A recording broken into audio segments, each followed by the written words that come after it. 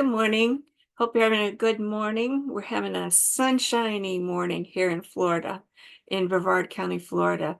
My name's Linda Hollington. I'm with Coldwell Banker Paradise, and I've been having a lot of questions from buyers about applying for their mortgage. And actually, some of them just aren't ready to apply for a mortgage yet because it could even be up to a year to get ready to apply for a mortgage. Some of them do plan.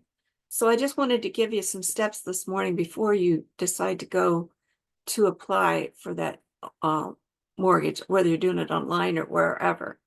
You need to work on your credit score. Make sure you take a good look at it. Make sure there's nothing on it that's bogus, that doesn't belong to you, that's inaccurate, that's been paid off. You never know. They make mistakes. They have things on there. I've had mistakes in the past with someone else's bill on my credit. So just make sure you take a look and then work on the credit score. How can you improve on it? Sometimes it doesn't take a whole lot to improve on the credit score. Like if you spend a year paying off the balance on your Amazon account every month or your credit card that you use every month and made sure that the balance went off was what you paid every month, the statement balance, it could make a big difference in the credit score. Just little things like that to get your credit score where you need it to be. And you can find out what that is these days just usually from your bank. They're happy to give you your credit score.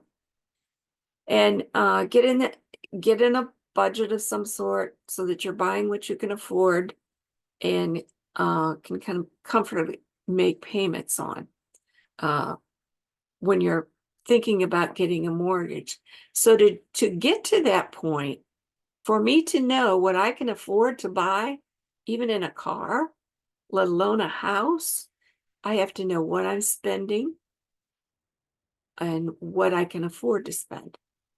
And you're really better off to go lower than the highest point you can go because you'll be more comfortable that way. If you can, let's say you can afford $1 million house. If you take it right down to the penny, you can still pay all your bills. You can buy groceries. The kids' special activities or whatever extra you have, but you can still afford $1 million house. What about something in the 600 or 700 range?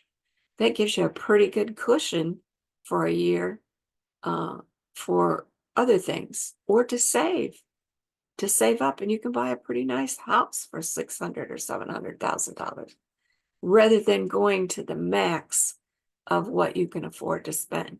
That's another thing to think about when you're doing it, but you have to know what you're spending before you can know what you can go for on a mortgage.